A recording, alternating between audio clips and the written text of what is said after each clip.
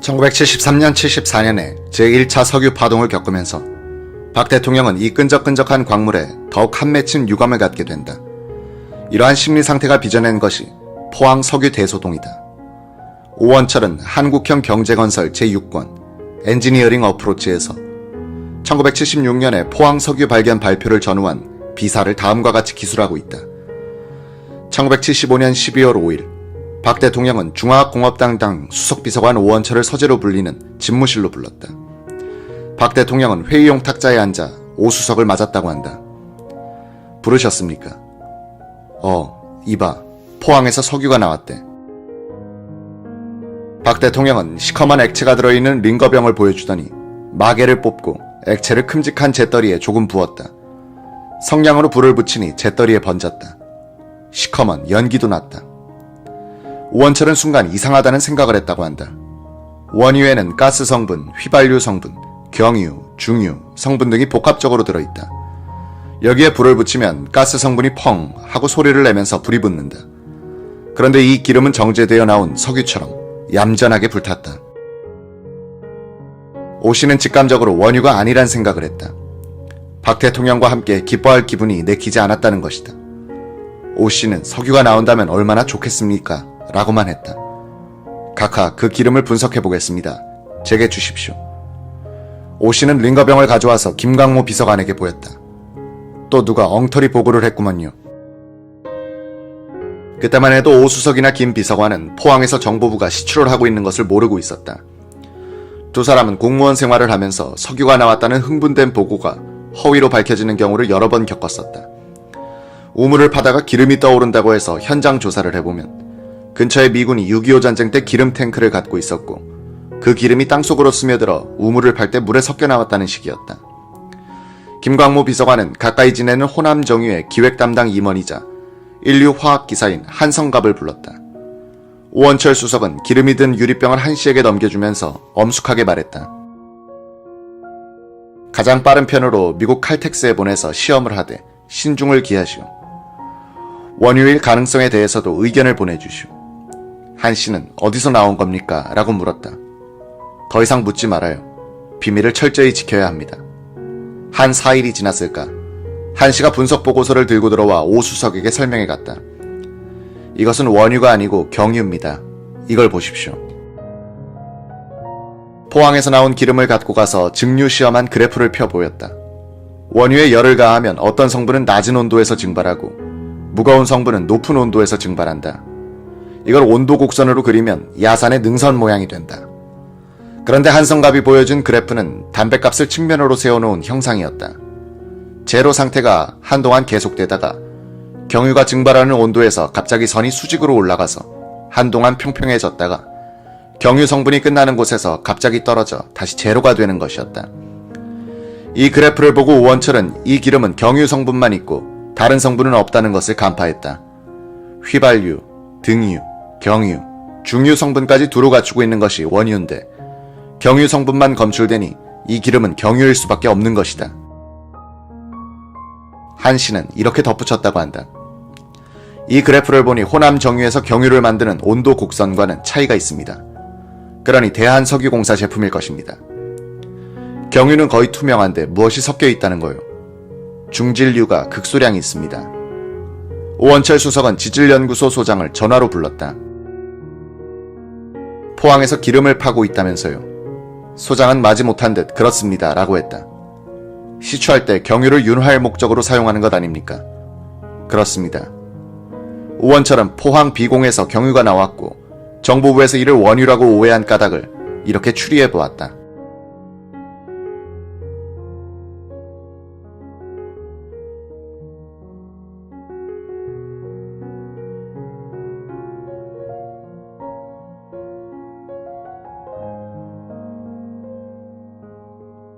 하나, 비공 지하 1475m에 공동이 있었다.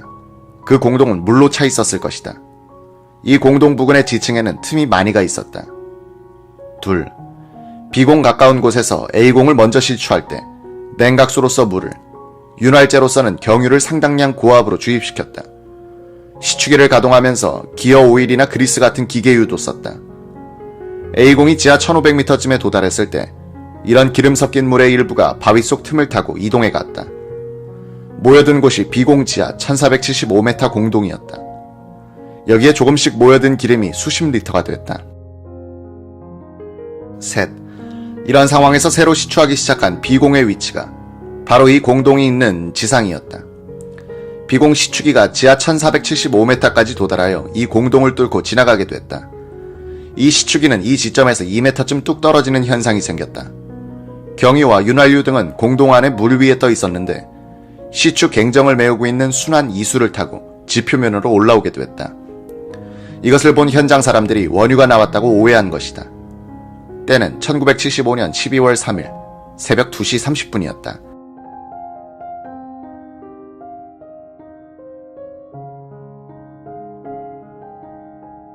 이런 추측 겸 해석을 한 오원철은 한성갑이 가져온 보고서를 들고 김정년 비서실장을 찾아갔다. 김 실장과 오원철은 마주 앉아 걱정을 많이 했다고 한다. 박 대통령은 원유가 나왔다고 여러 사람들에게 자랑을 많이 하고 있는데 만일 원유가 아니라면 거짓말을 한 셈이 된다. 두 사람은 그래도 사실대로 보고해야 한다는 결론을 내렸다.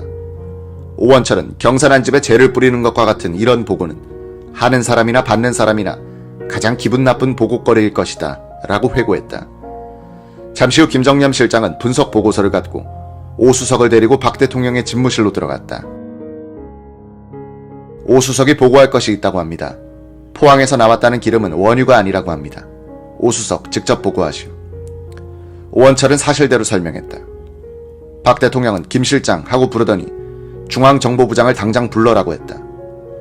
오원철은 대통령이 이렇게 화를 내는 것은 그 전에도 그 후에도 본 적이 없었다고 한다. 박 대통령은 회의용 탁자 정면에 앉아 미동도 하지 않았다. 아무 말 없이 앞만 노려보고 있었다. 김 실장과 오원철 수석은 그 왼쪽에 앉아 무거운 침묵을 견디고 있었다. 세 사람 중 어느 누구도 침묵을 깨려고 하지 않았다. 오원철은 처단을 기다리는 포로 신세 같았다고 한다. 기나긴 15분이 흘렀다. 남산에서 출발한 신직수 부장이 황급히 들어왔다. 인사를 하고 오른쪽에 앉았다. 박 대통령은 인사도 제대로 받지 않고 신 부장, 포항에서 나온 기름은 원유가 아니라면서 어떻게 된 거야? 라고 말했다. 오원철이 살펴보니 신 부장은 갑자기 당하게 되자 대답할 수 없는 모양이었다. 오 수석 임자가 설명해. 오 수석은 괜히 이런 악역을 맡게 됐다고 원통한 생각이 들었다.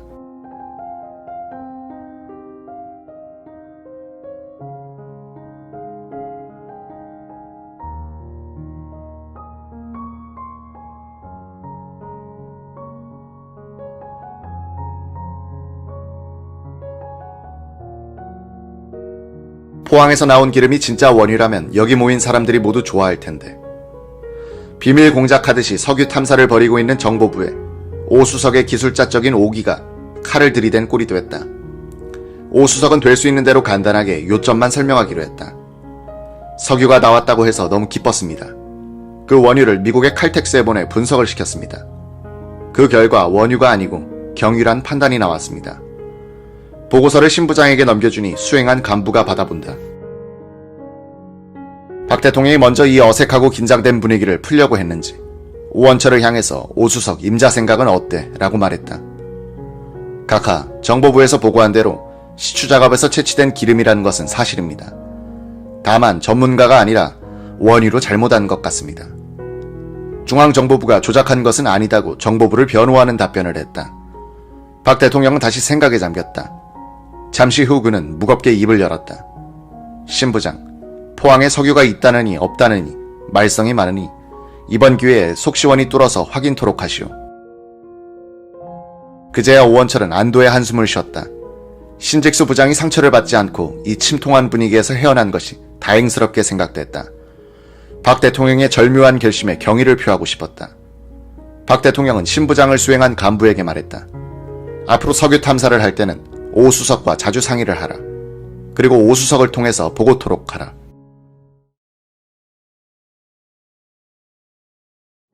(1968년에) 일단 석유가 없는 것으로 결론이 났던 포항 시추는 왜 시작됐으며 그것도 왜 정보부가 그 일을 하게 됐는가? 1960년대 포항 드라마의 주인공이 정우진이었다면 1970년대의 주인공은 그의 큰형 정장출이었다. 그는 대단한 수완의 소유자였다. 정 씨는 5.16 전후 정당 간부 생활도 했고 비록 낙선했지만 국회의원 선거에 출마해본 경험이 있었다. 정장출은 학자들과의 이론 투쟁보다는 정치력을 동원해서 일이 되는 쪽으로 꾸미는 데 전념했다. 먼저 일본인 친구를 찾아내 자민당 중의원 다나카 다치오와 나카니시 이치로를 소개받은 뒤 자신의 보관을 전했다. 1975년 1월 12일 자민당 국회의원단 16명이 방한했을 때 훗날 문부상이 되는 다나카 다치오 의원이 자민당 대외경제협력위원장 자격으로 끼어 있었다. 다나카와 나카니시 의원은 정장출과 만나 포항 지역의 한일 공동개발 문제를 구체적으로 논의했다. 2월 14일 일본 의원단은 박정희 대통령을 방문했다. 이 자리에서 두 의원은 포항 석유를 한일 양국이 공동개발할 것을 제의했다. 박 대통령은 미소만 지을 뿐 아무 말이 없었다고 한다. 이들은 다음날 김종필 총리를 방문해서도 그 계획을 털어놓았지만 김 총리도 듣고만 있었다고 한다. 일이 어느 정도 추진됐다고 판단한 정장출은 포항 1차 시추 때부터 친면 있던 고려대 조동필 교수의 소개로 코리아 타코마의 김종락 회장과 공화당 정태성 의원을 만나 한일 민간 자본으로 포항 석유를 개발하는 방안을 논의했다. 2월 4일 이들 4사람은 김종필 총리의 사무실로 찾아갔다. 정장출은 한아름의 보고서와 포항 1차 시추 때의 사진 앨범을 갖고 가 열정적으로 김 총리를 설득했다. 이 무렵 포항에서 박 대통령에게 고위 정치인들이 포항 광구를 빼앗으려 한다는 탄원서가 올라왔다. 박 대통령은 김정연 비서실장을 불러 탄원서를 주면서 확인해보라고 지시했다. 확인 결과 진정서의 내용은 사실과 많이 달랐다. 김정연 실장이 대통령에게 보고하자 박정희는 화를 내는 대신에 이렇게 말하더란 것이다. 아무튼 석유가 나오긴 해야겠는데 업자는 있다고 하고 기관에서는 없다고 하고 게다가 모략까지 들어온다고 하니 참. 아예 이해관계가 없는 정보부에 시켜서 포항 지역에 시추 탐사를 하도록 하시오. 미국에도 우리 학자들이 있으니 순수한 애국심만 있는 사람들을 동원해서 반드시 이해관계 없이 중립적으로 추진하시오. 박 대통령으로부터 석유 탐사 특명을 받은 신직수 정보부장은 아연실색했다고 한다. 김정령 당시 비서실장의 회고는 이렇다. 석유의 문외한인 정보부장이 이 일을 맡게 되니 난감한 표정이 되어 땀을 흘립디다. 그래도 박 대통령은 신직수 부장을 믿고 맡기신 거죠. 신 부장은 이해관계 없는 순수한 사람을 쓰라는 각하의 하명에 따라 시추 회사의 회장격으로 정보부 육동창 국장을 발탁했어요. 2월 6일 정장출은 뜻밖의 사람으로부터 연락을 받았다. 서울 광교 부근의 어느 다방에서 만난 사람은 정보부 육동창 국장이었다. 유경수 여사의 인척이기도 한 육 국장은 그동안의 포항 시추 경과에 대해서 물었다. 정 씨는 정보부가 고위층의 지시를 받아 움직이고 있다고 판단했다. 정보부는 정 씨에게 정부에 요구할 사항을 물었다. 정장출은 시축이 2대, 자금 2억 원, 방해 요인 제거를 건의했다. 육 국장으로부터 보고를 받은 신직수 정보부장은 3월 5일 박 대통령에게 보고했다. 이 자리에서 박 대통령은 말했다. 하나님은 아마도 자원을 골고루 나눠줬을 것이다. 우리가 몰라서 그렇지 기름이 어딘가는 숨어 있을 것이다. 이제 우리나라도 이만큼 컸으니 우리 손으로 기름을 한번 찾아보자. 박 대통령으로부터 특명을 받은 정보부는 즉시 포항 시추의 진행 책임을 김영수 기획조정실장, 육동창 국장, 최갑동 과장선으로 정했다. 현장에서 진두지휘를 할 사람으로 뽑힌 최 과장은 육군 공병 대령으로서 정보부에 파견 나가 있었다. 1975년 5월 31일부터 포항에서 중앙정보부 특별 석유탐사반은 동신산업공사라는 위장 간판을 내걸고 정장출이 지목한 3개 지점 A, B, D 3개 갱정의 시추기 공식을 올렸다. A, B공은 정장출, D공은 자문위원들의 의견이 많이 반영된 위치 선정이었다고 한다. 정보부는 상공부로 하여금 정씨 형제들이 갖고 있던 이 지역의 석유 개발권을 실적이 없다는 이유로 그 등록을 취소시켰다.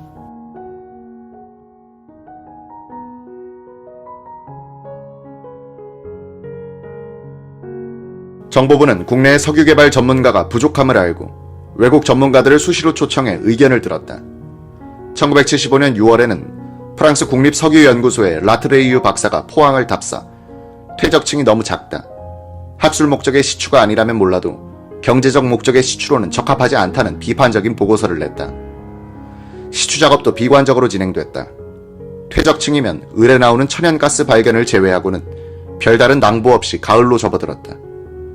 신생대 제3기 지층을 다 뚫고 중생대 화산암층을 계속 굴진해도 정장출의 예견처럼 퇴적층은 다시 나타나지 않았다. A공은 지하 1150m 부근에서부터 단단한 화강암이 나타나기 시작했다. 푸석한 퇴적함이어야 석유가 괸 수 있는데 강철 같은 화강암이 등장하자 자문위원들 사이에서는 그만 끝내자는 말들이 나오기 시작했다. 문제의 B공에서는 지하 900m쯤에서 화산암층이 나오다가 지하 1400m쯤에서부터 화강암층이 나타났다. 자문위원들은 이제 그만하자는 의견을 냈다.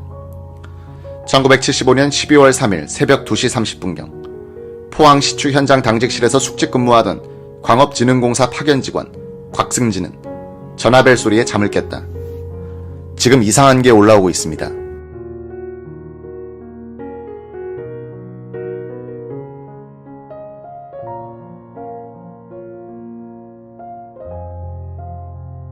시추공에 흥분된 소리가 들려왔지만 곽 씨는 냉정하게 말했다. 더 자세히 살펴본 뒤에 다시 보고하시오. 그동안 포항 시추 현장 책임자였던 동신산업 최갑동 사장은 시추공들에게 기름이 나오는 걸 발견하면 상금 100만 원을 주겠다고 하여 종종 시추공들이 오인 보고를 해오는 경우가 있었다. 비슷한 시각 이상한 예감에 잠이 오지 않았다는 정장출도 전화를 받았다. 그는 즉시 현장으로 달려나왔다. 정씨가 현장에 가보니 구멍에서 나오는 물을 받아두는 큰 통에서 물이 넘쳐 배수로를 따라 논도랑으로 흘러들고 있었다. 시추 구멍에서는 샘솟듯 하는 지층수와 함께 시커먼 액체가 솟아나와 수면 위로 확 번지고 있었다. 정씨는 논도랑을 따라 300m쯤 걸어갔다. 시커먼 액체와 뒤섞인 물이 계속 흐르고 있었다. 시추공들의 설명이 있었다. 새벽 2시경 시간당 1cm 정도의 느릿한 속도로 내려가던 시추봉이 지하 1475m 지점에서 갑자기 푹 꺼지듯 쑥 들어갔다. 마치 공동을 통과하듯 약 2m를 그렇게 지나갔다. 우리는 사고가 난 줄 알고 굴진을 중단했다. 그런데 갑자기 검은 액체가 시추공을 통해 솟아나기 시작했다. 불을 댕기니 연기를 내며 탔다. 정씨는 문제의 액체를 채집하기 전에 사진 촬영부터 해뒀다. 그는 동신산업의 회장격이던 육동창 국장에게 전화를 걸었다. 육 국장은 속단하지 말라고 주의를 주었다고 한다. 한편 인하공대 화공과 이희철 교수는 이날 아침 8시 30분경 인천의 학교로 출근했더니 정보부로부터 온 전화가 기다리고 있었다. 최갑동 사장이었다. 즉시 서울역으로 나와 포항 시추 현장으로 내려오라는 이야기였다. 이 교수는 잠시 어리둥절했다. 포항 시추 자문위원이었던 이 교수는 다른 자문위원들과 함께 바로 전날 포항에서 서울로 돌아왔던 것이다. 10여 명의 자문위원들은 포항에서 이틀 동안 비공 평가회의를 가졌다. 거의 모든 학자들이 비관적인 견해를 보였다. 그런데 하루 만에 기름이 나왔다는 것이다. 이 교수를 태운 정보부 승용차가 포항에 도착한 것은 정오가 조금 지나서였다. 갱정에서 샘솟듯 나오던 암갈색 액체는 오후 2시쯤 끊어졌다. 약 12시간 동안 한 드럼가량의 액체가 나온 셈이었다. 이희철 교수는 샘플 한 통을 받아 싣고 곧장 울산 정유공장의 원유 분석실로 달려갔다. 기술자들에게 엄중한 함구령을 내린 이 박사는 샘플 분석을 지시했다.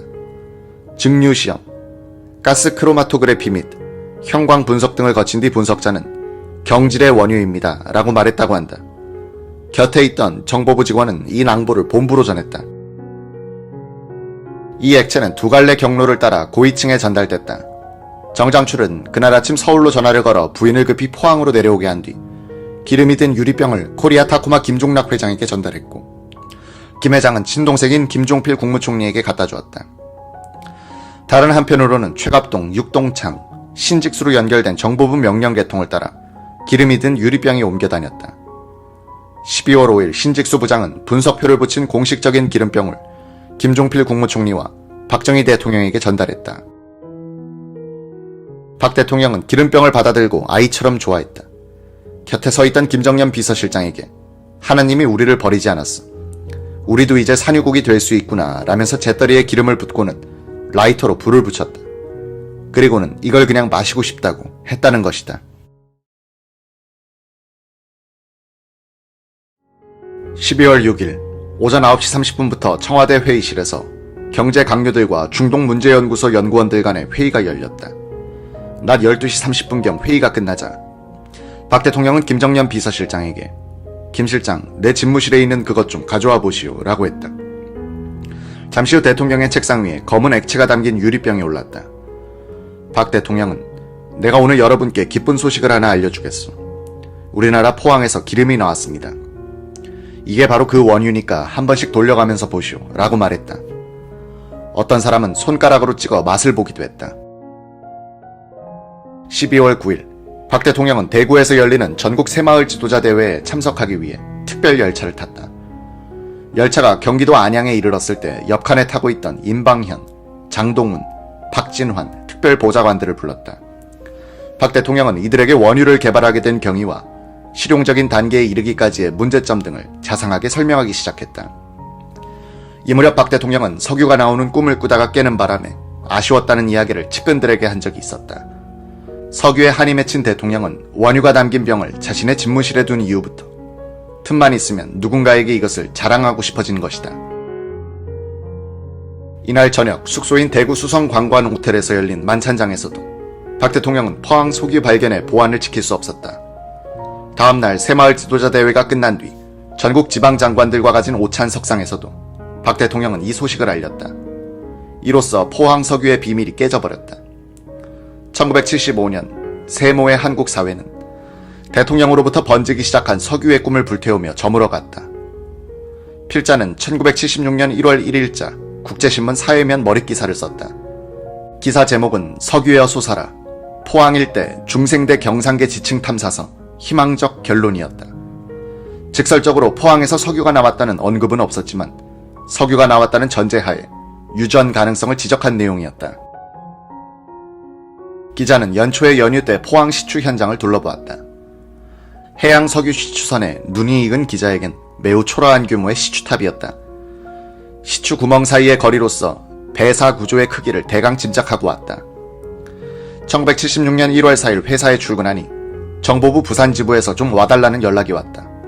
갔더니 포항 석유 관련 기사는 쓰지 않기로 되어 있는데 무슨 의도에서 썼느냐는 추궁이 있었다. 정보과장이 기자를 수사과 직원한테 넘겨 진술조서를 받게 했다. 몇 시간 지나 풀려나긴 했지만 정보과장의 정중한 태도가 인상에 남았다. 1979년 10월 27일 아침 경찰서 출입기자이던 필자는 전국에 지명수배된 대통령 시해 사건 범인 자료를 보다가 깜짝 놀랐다. 필자를 조사한 그 정보과장이 시해범으로 지명수배되어 있는 게 아닌가. 그가 박 대통령 경호원인 안재송, 정인영 두 사람을 사살한 박선호 의전과장이었던 것이다. 1976년 1월 15일 당시 국제신문 사회부 소속이던 필자는 박 대통령이 연두기자회견 때 혹시 기름에 대해 언급할지 모른다는 생각에서 라디오에 귀를 기울이고 있었다. 전날 미리 포항 시추 관련 기사를 몇 곡지 써두었지만 박 대통령이 기자회견에서 석유 발견을 확인해주지 않으면 신문에 게재할 수 없게 돼 있었다.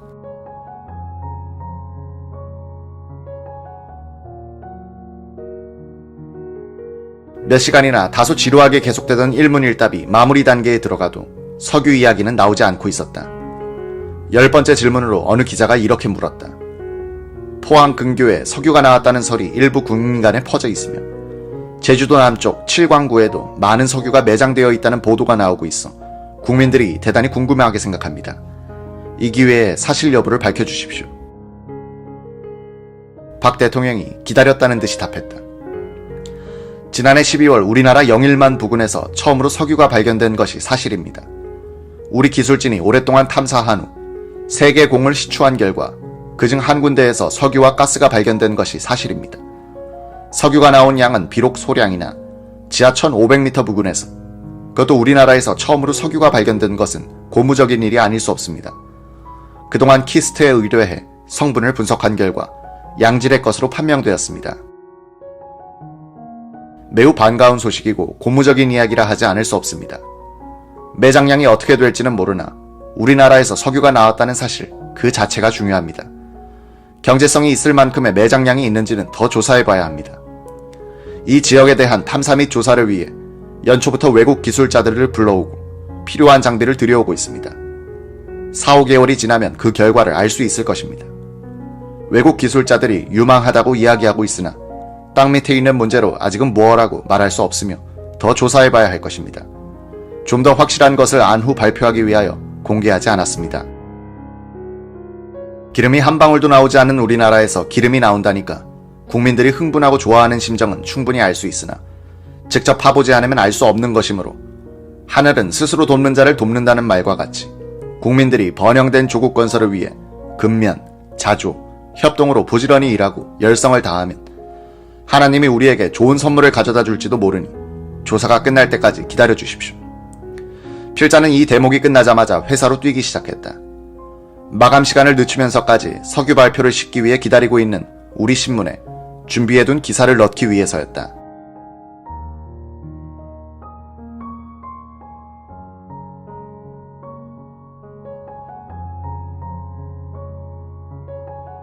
오원철 수석은 이 기자회견장에 배석하고 있었는데 석유 관련 질문이 나오자 불안했었다고 한다. 박 대통령의 설명을 분석해보면 그는 포항 석유가 원유가 아니란 사실을 알면서도 원유가 발견된 것처럼 말했고 마치 매장량이 많아 유전으로 성립될 수 있으리란 기대감을 주는 방향으로 대답을 하고 있음을 알 수 있다. 경제성이 있다는 이야기를 하지 않았으나 포항 석유 발견에 대단한 의미를 두는 발언이었다. 박 대통령의 이 발표에다가 혹을 덧붙인 것이 언론의 소나기 같은 과장 조작 보도였다. 거의 모든 신문은 포항 석유 발견 발표를 일면 머리에 통단 컷 제목으로 보도했다. 이런 편집은 북한이 남침하거나 현직 대통령이 사망한 경우에나 사용한다. 박 대통령은 석유가 나왔다고만 했는데 거의 모든 신문들은 유전이 발견된 것처럼 보도했다. 퇴적층을 뚫으면 소량의 석유는 자주 나오지만 경제성이 있을 만한 유전 발견율은 2% 정도에 불과하다는 것을 무시하고 우리도 산유국이 됐다느니 이제 세금을 내지 않아도 될 날이 오고 있다느니 보도하는가 하면 어느 중앙지는 포항 유전의 매장량은 일본 최대 유전의 10배, 중동 최대인 멜라님 유전과 맞먹는 69억 배럴로 추정된다고 백일몽 같은 기사를 쓰고 있었다. 이런 기사로 해서 주식 가격은 연일 폭등했다. 참고로 일본에서 당시 가장 큰 유전은 매장량이 약 6천만 배럴이었고 중동에서 가장 큰 유전은 사우디아라비아의 가와르 유전으로서 매장량이 약 700억 배럴이며 멜라님이란 유전은 존재하지도 않았다. 필자는 박 대통령의 석유 발견 발표 다음 날부터 포항 석유에 대해서 비관론자가 되어가고 있었다. 포항 시추에 관계했던 기술자들과 접촉하면서 언론 보도나 박 대통령의 희망서린 발표와는 다른 냉담한 견해를 듣기 시작한 것이다. 필자는 포항 석유가 유증 정도이고 그 한 해 전 부산 앞바다인 제6광구 도미 A 갱정에서 발견된 함유층보다도 오히려 의미가 적은 것이라는 판단을 하게 됐다. 도미 A 갱정 석유 발견 특종을 해본 필자로서는 기름 몇 드럼의 발견이 유전과는 아무 관계가 없는 경우가 훨씬 많다는 것을 실감한 때문에 포항 석유가 유전 성립으로 이어질 가능성을 확신할 수 없었다. 박 대통령의 언급에서 필자가 느낀 것은 아하, 이분이 석유를 무슨 우물 파는 식으로 이해하고 있구나 하는 점이었다. 그는 지하 1475m에서 기름이 발견됐으니 더 깊게 파면 더 많이 나온다는 식으로 이해하고 있는 것이 틀림없다는 감을 갖게 된 것이다. 목표로 하는 지층에서 기름이 나오지 않으면 더 깊게 판다고 해서 기름이 발견되는 것이 아니다. 부산의 국제신문 사회부 소속이던 기자는 포항 석유의 가능성에 대해 부정적인 내용을 써서 사회부장에게 제출했다. 사회부장은 어제부터 정보부에서 연락이 있었다. 이제부터는 포항 석유에 대해서 일절 보도하지 못한다는 통보였다. 라고 말하는 것이 아닌가. 박 대통령이 포항 석유 발견을 확인해준 날로부터 6일이 지나자 포항 석유란 단어가 신문과 방송에서 썰물처럼 사라졌다. 필자는 이 무렵 석유 개발에 대한 나름대로의 이해력을 갖추고 있었다. 그것은 교실에서 배운 지식 덕분이 아니라 취재 현장에서 특종을 노리고 뛴 덕분이었다. 1972년 11월 13일 동해 제6광구의 해저석유 개발권을 가진 로열 더치 쉘은 울산 정동 80km 해저에서 돌고래 아이공 시추를 시작했고 그때 국제신문 문화부 기자던 필자는 석유 발견이란 희대의 특종을 하기 위해서 부산 감만동 바닷가에 있는 현장 사무소를 들락거렸다. 필요에 의해서 필자는 미국 및 네덜란드 기술자에게 묻고 석유 지질학 책을 참고하면서 지상 최대의 도박이라 불리는 성공률 2%의 석유 개발 취재에 빠져들었다. 필자는 1973년 1월 4일자 국제신문 사회면 머릿기사로 돌고래 I-0의 굴착심도 2000m 지층에서 천연가스가 발견되고 있어 유충의 가능성을 보여주고 있다고 특종으로 보도했다. 나중에 검증해본 결과 기름과는 관계가 없는 천연가스로 밝혀졌다. 이 지역은 유전보다는 천연가스전의 가능성이 더 높다는 것이 그때부터 확실해졌다. 최근 석유개발공사는 이 부근 해저에서 발견된 천연가스층이 경제성이 있다고 판단하여 생산을 시작했다. 석유개발 과정을 면밀히 취재하면서 필자는 두꺼운 퇴적층을 뚫었을 때 석유가 나오는 것은 구름이 끼면 비가 오는 것처럼 아주 자연스러운 현상임을 알게 됐다. 문제는 매장량이다. 육상에서는 수백만 배럴의 매장량도 유전으로서 경제성이 있으나 해저 유전은 수천만 배럴의 매장량도 비싼 개발비 때문에 경제성이 없을 수 있다. 이런 사정을 잘 모르는 기자들, 국민들, 그리고 나중에는 박정희 대통령까지도 기름 몇 드럼 정도가 발견되어도 흥분하려는 태세였다. 외국에선 퇴적층을 시추할 때 석유가 안 나오면 오히려 이상하게 여기는 판인데 우리나라에선 당연히 나와야 할 천연가스에도 흥분하고 그것을 곧장 유전 발견으로 연결시켜 확대 해석하곤 했다. 시추의 목적은 천연가스나 유증이 아니라 경제성이 있을 만큼 다량으로 매장된 유전이나 가스전의 발견이란 것을 망각한 데서 포항석유 대소동이 있었다.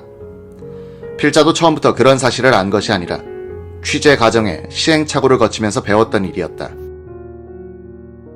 1975년 6월 로열 더치 쉘은 제6광구의 제주도 동쪽 82km에서 도미 A0 시추를 재개했다. 굴착심도 2400m 부근, 사암층을 뚫을 때부터 원유가 검출되기 시작했다. 포항석유가 아니라 이 원유 검출이 우리나라에서 최초였다. 필자는 1975년 6월 17일 국제신문 1면 머릿기사로 원유가 나왔다고 보도했다. 이 유충은 2480m 부근에 있었다. 이 지층에 대한 검증 결과 경제성이 있을 만한 매장량을 갖고 있지 않음이 밝혀졌다. 필자는 유전 발견으로 이어지지 않았던 이 두 개의 불발 특종, 천연가스 발견과 유증 발견의 경험을 통해서 포항석유 발견을 냉정하게 볼 수 있는 눈을 가지게 됐던 것이다. 필자는 포항석유의 수준을 아무리 높게 잡더라도 제6광구 도미 A0에서 발견된 원유 정도라고 판단했던 것이다. 포항 유전의 가능성을 최초로 제기했으나 1975년부터 1977년 시추에는 관계하지 않았던 정성엽은 이즈음 정보기관에 불려가 조사를 받았다. 거의 모든 신문은 포항 석유 발견의 주역이 정성엽이라고 오보를 했었다. 이번 포항 시추는 정장출의 화력에 의해 착수됐다는 것을 모르는 언론이 옛날 신문처를 뒤져서 쓴 기사 때문이었다. 당국에선 정성엽이 자신의 이름을 내기 위해 그렇게 떠들고 다녔다고 오해한 것이다. 이 무렵 필자는 어떤 충동을 억제할 수 없었다. 그것은 임금님 귀는 당나귀 귀, 포항석유는 경제성이 없다고 소리치고 싶은 충동이었다. 이런 충동에는 필자가 알고 있는 진실을 전하고자 하는 욕심에다 석유 개발에 관한 지식을 과시하고 싶은 생각도 깔려 있었다. 명예욕과 정의감이 뒤섞인 충동을 자제하지 못한 필자는 언론 종사자와 지질학자들, 그리고 관계 공무원들을 상대로 한 편의 논문을 쓰기 시작했다.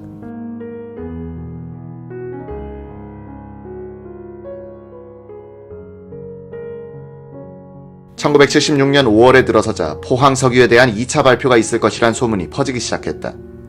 5월 16일에는 석유축제가 열릴 것이란 소문이 돌기도 했다. 주가가 또다시 뛰기 시작했다. 이때 필자는 논문을 완성했다. 한국의 석유개발, 비공개 자료의 분석에 의한 전망과 재현이란 제목의 원고지 250장 분량의 소책자를 200부 찍었다.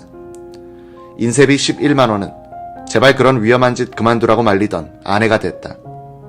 이 책자를 연구소, 관청, 언론사로 보냈다. 정보부의 지시에 의해서 모든 언론이 포항 시추에 대해 침묵하고 있는 상황에서 이런 논문이라도 써야 한다는 강박관념 비슷한 것이 있었기에 논문들을 다 보내고 나니 후련하기도 했다. 한국의 석유개발 제5장에서 필자는 포항에서 정보부가 뚫고 있는 시추공의 위치와 이미 밝혀진 지질 단면도를 결합시켜 가능한 최다량의 원유 매장량을 계산해보았다. 유전 유망 지역의 평면적을 최대로 10km 제곱으로 잡고 유충의 두께는 10m, 유충을 형성하는 지층의 암석, 공국률 20%, 함유율 50%, 체유율 50%로 계산해보니 가채 매장량은 약 3천만 배럴이란 추산이 나왔다. 이 수치는 모든 가능성 가운데 최고치를 가정하여 계산한 것이다.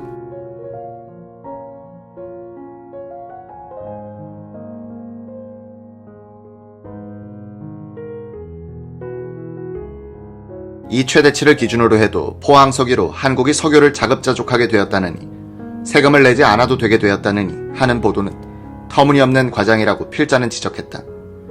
필자는 포항 석유는 경제성이 없거나 있어도 매장량은 적을 것이라고 결론지었다. 한 보름 뒤 정보부 부산지부에서 좀 보자는 연락이 왔다. 일본 산케이 신문에서 필자의 논문을 인용해 포항 석유의 경제성은 비관적이다라고 기사를 썼다는 것이다. 정보부에선 필자가 배포한 보고서를 모두 회수하라고 강요했다. 그들은 필자가 부득이한 사정으로 논문을 되돌려 주십시오 란 요지의 글만 써주면 자신들이 대신 회수해주겠다고 했다. 그렇게 해주었다.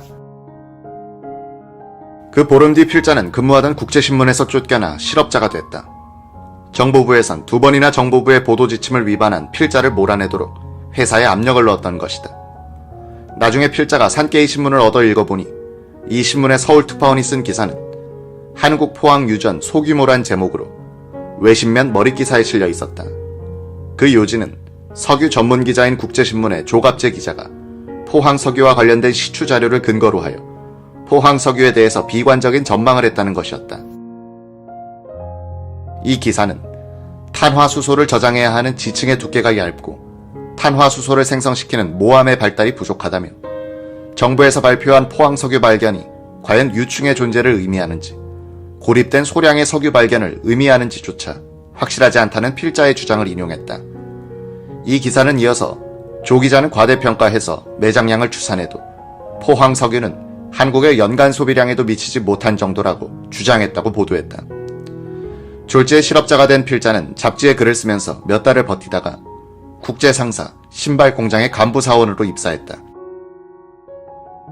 그 1년 뒤 신직수 부장이 김재규로 바뀐 다음 정보부에서는 조용히 신문사로 복직하면 우리도 가만히 있겠다라는 암시가 왔다. 필자는 1977년 10월 1일자로 국제신문 사회부로 복귀했다. 필자가 실직사 생활을 하고 있던 1976년 8월 박 대통령은 진해 별장에서 여름 휴가를 보내면서 기자회견을 했다. 그는 포항에서 석유 탐사를 계속했지만 아직 경제성은 확인하지 못했다고 발표했다. 그동안 포항에서는 무슨 일이 일어났던가? 1976년 연두 기자회견석상에서 한 박 대통령의 석유 발견 발표 이후 정보부는 바빠졌다. 신직수 부장은 검사 출신답게 합리적이고 신중한 사람이었다. 정보부는 박 대통령이 그런 발표를 하는 것에도 반대했다고 한다. 언론의 과장 왜곡 보도로 여론이 과열되자 우선 언론의 포항 관련 보도를 일절 금지시킨 다음 정보부는 미국에서 5,000m까지 뚫을 수 있는 유전 시추기를 도입하고 미국인 석유 시추 기술자 20여 명을 데리고 왔다. 명인성, 김현수 박사 등 해외에서 활동 중이던 한국인 전문가들도 초빙했다. 동신산업은 현대적 석유개발 회사로 변모했다. 3월에 정보부의 위장회사 동신산업은 기름이 나온 비공 북서쪽 약 50m 지점에서 DS-150을 뚫기 시작했다. 비공 시추는 일반 광산용 시추기를 사용했기 때문에 구멍이 지름 2.7cm로 좁아 검층을 하지 못했기 때문이다. 시추기가 굴진 심도 1000m를 넘어 석유가 나왔던 1475m를 향해 접근하자 누구보다도 가슴을 죄기 시작한 것은 현장 책임자인 동신산업 사장 최갑동이었다. 육군 대령이던 그는 포항 석유 발표 직후 준장으로 진급했다. 지하 1394m에서 1396m 안산함에서 형광 반응이 있었으나 기름은 비치지 않았다. 시추봉은 지하 1400m를 넘어섰다. 메마르고 단단한 화강암층을 갈아서 부수면서 조금씩 파고 들어갔다. 최 사장은 침식을 있다시피 하며 현장에 나와 초조하게 작업을 지켜봤다. 정보부, 청와대로 매일 아침 보고를 했다. 그는 졸도했다. 긴장의 연속에 의한 신경성 고혈압 때문이었다. 병원에 며칠 입원해 있다가 링거 주사를 팔뚝에 꽂은 채 현장에 다시 나타났다. 문제의 유충 심도에 접근하고 있다고 생각하니 도저히 병상에 누워있을 수 없었다는 것이다. 1450m, 1470m, 1480m, 1490m, 1500m, 1550m. 기름은 나오지 않았다. 최 사장은 눈에 띄게 초췌해졌다. 초조하게 좋은 소식을 기다리는 정보부장과 대통령 쪽으로 매일 유증 없음이란 보고를 하는 것도 이만저만한 고역이 아니었다. 마침내 신직수 부장은 석유보다도 건강이 더 중요하다고 훈계를 한 뒤 그를 부산의 동네 온천장으로 강제 휴양을 보내버렸다. B공에서 불과 50m 거리를 두고 뚫었는데도 기름이 나오지 않았으니 귀신이 고칼 노릇이었다. 함유층은 보통 고립적으로 존재하지 않는다. 수제곱킬로미터, 수십 제곱킬로미터를 뻗어 있는 법이기 때문에 같은 그 지층에 도달하면 유증이 나오게 되어 있다. DS-150 시추는 지하 2176m까지 뚫고 끝냈다. 화강암층이 끝날 줄 몰랐기 때문이었다. 기름은 사암, 석회암 같은 물은 퇴적층에 스며 있지 강철 같은 화강암층에서는 발견되지 않는다. 정보부는 화강암을 지나면 또다시 퇴적층이 나오겠지 하는 기대를 버리지 않고 굴진을 계속했으나 인간의 소망이 아무리 간절하다고 한들 자연의 이치가 바뀔 리 없었다. 정보부는 이어서 기름이 나온 B공에서 남동쪽으로 수십 미터 떨어진 장소에서 DS-250을 시추하기 시작했다. 문제의 지하 1475m 지층을 목표로 했다. 이런 시추는 아마도 세계 석유 개발 사상 처음이었을 것이다. 마당만한 면적에 새 구멍을 뚫는다는 것은 이미 유전을 찾자는 것이 아니었다. 한국 대륙붕 시추에서는 수십 제곱킬로미터의 평면적을 가진 유전 유망지층에 대한 평가를 단 한 구멍의 시추로 결론을 내렸다. 포항 시추는 유전이 아니라 대통령이 발표한 석유 발견의 진실성을 확인하는 것으로 그 성격이 변질돼 버렸다. DS-250 시추도 지하 1475m를 아무 소식 없이 통과했다. 매일 아침 아무 징후 없습니다라는 보고를 정보부, 청와대 비서실로 올려야 하는 최갑동 동신산업 사장의 괴로움이 극에 달하고 있었다. 오원철 수석은 직접 전화를 걸어와 무슨 소식이 있습니까? 하고 물어오기도 했다. 멀리 떨어져 있는 박 대통령의 숨결이 느껴지는 듯했다. 박 대통령은 그해 3월 포항의 시추 현장을 찾아 격려하고 올라가지 않았던가. 단단한 화강암층을 파고 들어가는 것을 보다 못한 한 미국인 기술자는 자문위원인 이희철 교수에게 당신들은 차라리 금을 찾는 것이 낫겠다고 말하더란 것이다. 새 구멍 굴진을 시작하는 한 기공식에 참석한 김영수 정보부 기조실장은 최갑동에게 이번에도 기름이 나오지 않으면 너를 이 구멍에 파묻어버리겠다고 농담을 했다. DS-250에서 유증이 나오지 않자 정보부는 지하 1823m에서 굴진을 종료했다. 다른 지역의 시추공에서도 아무 성과가 없었다. 필자가 포항 석유는 경제성이 의문시된다. 있다고 해도 소규모일 것이라는 요지의 논문을 써낸 것은 이처럼 정보부의 신경이 예민해져 있을 때였다.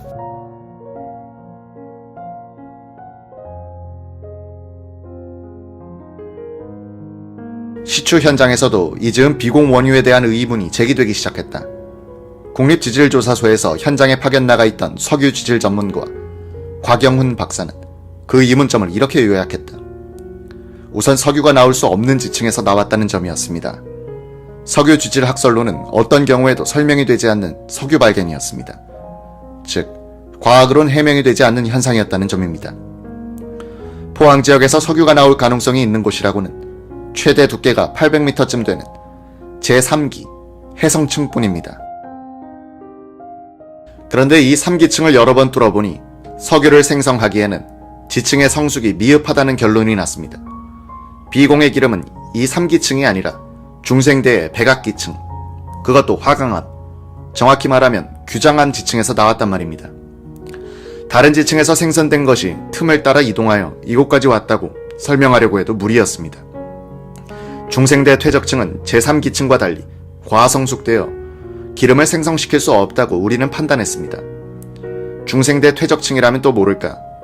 화강암층에서 나왔으니 더욱 석유 발견을 이론적으로 설명할 수 없었습니다. 또 한 가지 비공 기름에 대한 유공과 키스트 최초 분석에 대한 오해입니다. 이 분석은 원유 여부를 판별한 것이 아니라 원유라는 전제 하에서 성분을 알아본 것이었습니다. 곽 박사는 키스트에 비공기름을 분석하러 갈 때 나도 동행했다면서 성분 분석을 해보니 더욱 원유가 아니란 생각이 굳어졌다고 했다. 강 박사는 원유인가 아닌가를 분석하는 확인법이 당시 국내에선 정립이 되어 있지 않았다면서 원유인가 아닌가를 알아보려면 분석 화학적 여러 가지 시험과 함께 석유 지질학적인 검토가 따라야 하는데 어느 것도 되지 않았다고 했다. 이미 박 대통령이 원유라고 발표하고 무서운 정보부가 대통령의 말씀을 사후적으로 뒷받침하려고 달려들고 있는 판에 자문위원들이 제기하는 이런 이견은 그냥 묻혀 넘어갔다. 하루는 김정념 실장이 오원철을 부르더니 이젠 포항 탐사를 매듭지어야 될 때가 된 것 같다 라고 했다. 두 사람은 우선 정보부를 납득시키는 것이 필요하다고 판단했다. 오원철은 걸프의 석유 탐사 전문가 레딩햄을 초빙해 포항을 시찰하게 하고 탐사 자료를 검토하도록 했다. 조선 호텔에서 정보부 탐사반 사람들과 만난 레딩햄은 간단하게 석유 부존의 가능성은 없다고 결론 내렸다. 하루 500달러, 10일 기한으로 온 오일맨의 권위 앞에서 정보부도 반론을 제기하지 못했다. 동신산업 회장으로 통하던 정보부의 육동창 국장이 오원철 수석을 찾아와 이제부터 어떻게 했으면 좋겠습니까? 하면서 상의하더라고 한다. 오원철은 이렇게 말했다는 것이다. 오래 끌수록 정보부도 빠져나오기 어려울 것입니다. 정보부는 이 일에서 손을 떼고 장비와 잡무를 국립지질조사소에 인계하는 것이 좋겠습니다. 동신산업이 마지막으로 뚫은 것은 칠포 해수욕장 남쪽 해안 언덕의 DS450이었다. 최후를 이식해서인지 가장 깊게 뚫었다. 최종 심도는 3117m. 역시 화산암층을 헤쳐나오지 못하고 굴지는 끝났다. 1976년 말에 중앙정보부장으로 취임한 김재규는 시추 종료를 박 대통령에게 건의했다. 이 자리에서 박 대통령은 석유가 있는가 없는가를 확인하는 것도 통치자의 의무가 아니겠는가 라고 말했다고 전한다.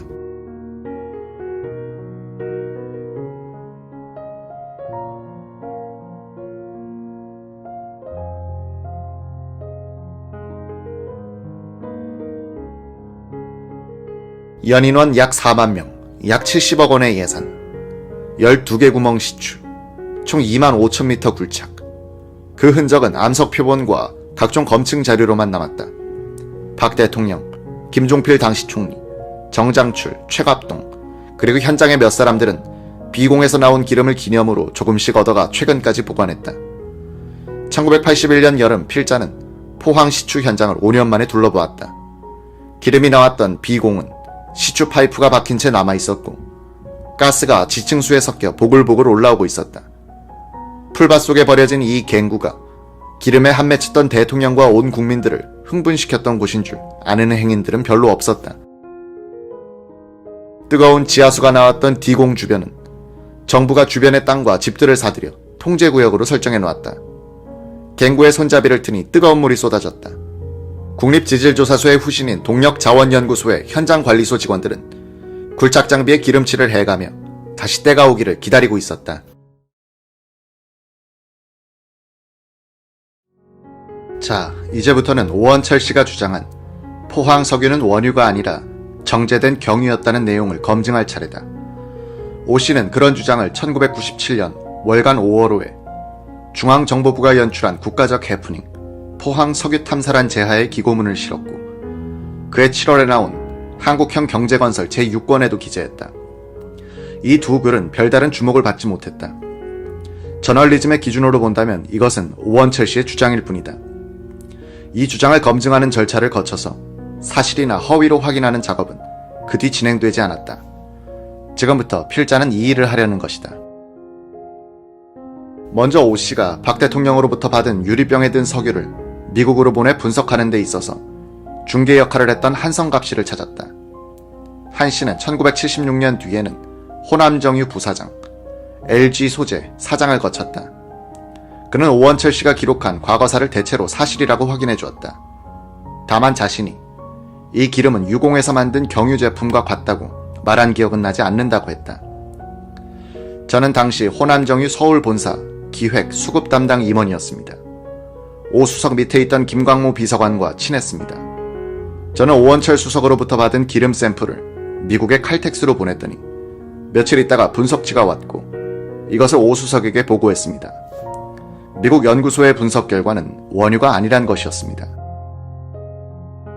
아주 단정적으로 이것은 원유가 아니고 정제된 기름이다 라고 판단했던 것으로 기억합니다. 그런데도 박정희 대통령이 기자회견을 하면서 포항에서 양질의 원유가 발견됐다고 이야기하는 것을 듣고 충격을 받지 않았습니까? 저는 그분이 무슨 정치적인 의도가 있어서 그렇게 말하는 줄로만 알았죠. 1970년대 포항 시추를 성사시킨 주인공 정장출은 포항 B공과 C공 및 경북 의성군 다인 지역 시추에서 나온 기름을 유리병에 넣어 보관하고 있다가 1980년에 일본의 저명한 석유 지질학자 기노시다 박사에게 맡겨 분석을 의뢰했다. 정장출에 따르면 1980년 3월 그는 기노시다 박사에게 한국의 중생대 지층인 경상계에 대한 공동연구와 유전 탐사 지도를 의뢰했다고 한다. 기노시다 박사는 1945년 규슈 제국대학 지질학과를 졸업한 이후 제국석유, 석유자원, 미쓰비시 석유, 중동석유 등에서 석유 지질학자로 일했다. 정 씨는 원유 분석에 정통한 기노시다 박사에게 그동안 보관하고 있던 기름을 보낸 것이다. 필자는 기노시다 박사가 1981년 4월 14일 정장출에게 보낸 분석 결과 보고서와 분석표의 전문을 정 씨로부터 입수할 수 있었다. 그 요지는 이러하다. 시간이 흘렀다고 해도 또 원유의 경질부는 휘발했다고 해도 중질부는 남아있어야 한다. 혹은 화강암이 들어와 열에 의한 변성을 받았다고 해도 중질부는 남아있어야 한다. 중질분의 존재 여부를 알아내는 최선의 방법은 FDMS 분석법이다. 이 방법으로 시험해본 결과 1번과 2번은 매우 특수하지만 원유일 가능성은 있다. 3번은 경유와 윤활유가 섞인 것으로 원유가 아니다. 더 확실하게 하기 위해서 가스 크로마토그래피 증류 분석을 해봤다. 칼럼 안에는 중질분이 남고 주로 경질분이 관측돼야 한다. 해본 결과는 한 번도 경질분이 보이지 않았다.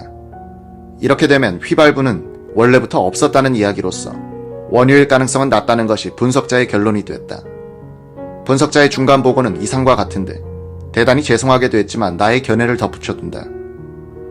가벼운 휘발분도 무거운 아스팔트 성분도 없으므로 1번, 2번 샘플은 경유, 3번은 경유와 윤활유의 분자량 범위 안에 있는 것이며 원유라고 한다면 극히 희유의 타입이라고 할 수밖에 없다.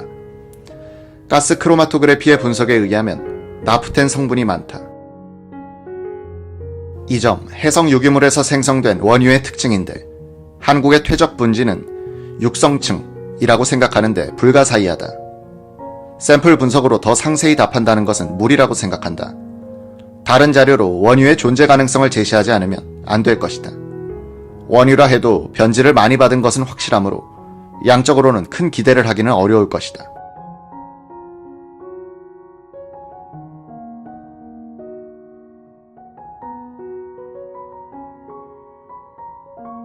기노시다 박사의 분석을 요약하면 포항에서 나온 기름은 원유가 아니라 경유일 가능성이 매우 높으나 매우 특이한 원유일 가능성을 완전히 배제할 수는 없다는 것이다. 전체적인 문맥으로 봐서 기노시다 씨는 경유일 가능성에 거의 절대적인 비중을 두고 있음을 알 수 있다. 특히 그는 자신에게 분석을 의뢰한 정장출을 실망시키지 않기 위해서 경유의 가능성이 압도적임에도 불구하고 3번이나 분석 시험을 한 뒤 경유다라는 결론을 내렸지만 다시 조심스럽게 극히 특이한 원유일 가능성도 있으나 다른 자료로서 그것을 입증하지 않으면 안 될 것이다 라고 못 박았다.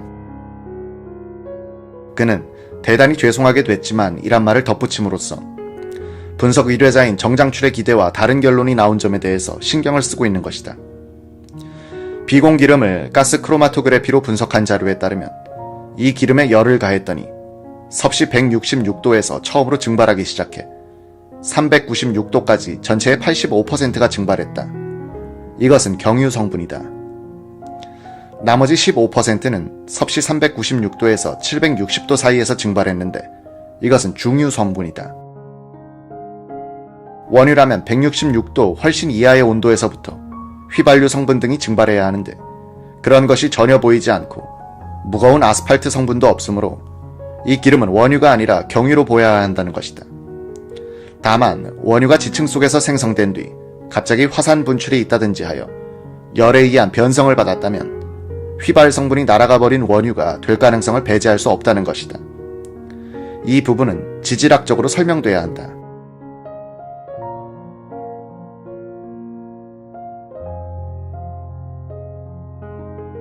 포항 시추 때 참여했던 곽영훈 전 한국자원연구소 소장은 우리나라의 석유 탐사, 그 가운데 지질 분석 및 검증 분야의 1인자로 꼽힌다.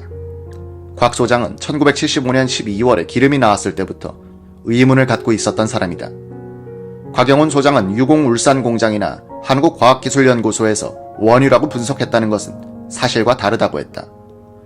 그곳에서 한 분석은 원유인가 정유인가를 가리기 위한 게 아니었습니다. 원유란 전제하에 어떤 성분이 있느냐를 분석한 것입니다. 필자는 유공울산공장의 시험실에 알아봤는데 같은 대답이 돌아왔다. 당시 분석은 원유 여부를 가른 것이 아니라 성분 분석이었다는 것이다. 원유 여부를 가린 분석은 오원철 수석의 의뢰에 의해 칼텍스 시험실에서 한 것과 미쓰비시 석유의 기노시다 박사가 한 것뿐이란 이야기다. 이 두 분석에서 다 같이 원유가 아니라 경유다, 원유일 가능성은 극히 낮고 경유일 가능성이 높다라는 판정이 나온 것이다. 필자는 곽영훈 소장에게 기노시다 박사의 분석 자료를 팩스로 보내주고 의견을 들었다. 곽 소장은 기노시다 박사가 한 분석 자료, 특히 가스 크로마토그래피의 분석 자료를 보니 원유로 보기는 어렵고 경유와 비슷하다는 판단을 하게 된다 라고 말했다. 곽 소장도 기노시다처럼 이 석유 샘플에서 메탄, 에탄, 부탄 같은 가벼운 탄화수소 성분이 전혀 검출되지 않는 것이 원유가 아니란 중요한 증거라고 지적했다. 1975년에 나온 기름을 5년간 병에 넣어 보관했다가 분석했기 때문에 휘발분은 날아가 버렸을 수도 있지만 가스 크로마토그래피 분석법은 100만 분의 1 단위 이하의 미량도 검출해내는 아주 정교한 방법이므로 휘발분이 전혀 검출되지 않는 것은 있을 수 없다는 것이다. 그래서 이 기름은 원유가 아니라 경유라고 보는 것이죠. 정유 과정에서 휘발분을 없애버리고 경유 성분만 정제해낸 제품이란 뜻입니다. 원유라면 세월이 가면서 또는 누군가가 불을 붙여서 그 휘발분을 태워 없앴다고 하더라도 무거운 성분 속에 소량의 가벼운 성분이 포획되기 때문에 기노시다 박사의 분석치처럼 휘발분이 전혀 나오지 않을 수는 없는 것이죠. 이 자료를 가지고 기노시다 박사가 이 기름은 원래부터 휘발분을 지니고 있지 않았으므로 원유가 아닌 경유로 보인다고 판단한 것은 정당하다고 생각합니다. 더구나 기노시다 박사는 중진류의 존재 여부 시험에서 아스팔트 성분도 발견하지 못했다고 지적했습니다. 무거운 성분도 가벼운 성분도 없는 원유란 상상하기 어렵습니다. 원유란 복합 물질로서 가벼운 가스부터 무거운 아스팔트까지를 다 포괄하고 있는 물질이니까요. 다만 한 가지, 1975년 기름 발견 직후 원유설에 의문을 제기한 곽영훈 소장이 말문이 막힌 적이 있었다고 한다. 비공기름에 자외선을 비춰보니 형광 반응이 있었기 때문이다. 원유라고 믿는 사람들은 형광 반응은 경유에선 나오지 않고 원유에서만 나오니 이것을 원유라고 보아야 하지 않겠는가 라고 했다고 한다. 곽영훈 박사는 나중에 원유가 아닌 그리스 성분에서도 형광 반응이 나오는 것을 확인했다고 한다. 시추기계의 윤활유로 쓰이기도 하는 그리스 성분이 비공 내부를 순환하는 물에 녹아들어 이것이 기름 성분과 섞여 형광을 발한 것이 아닌가 추정된다는 것이다.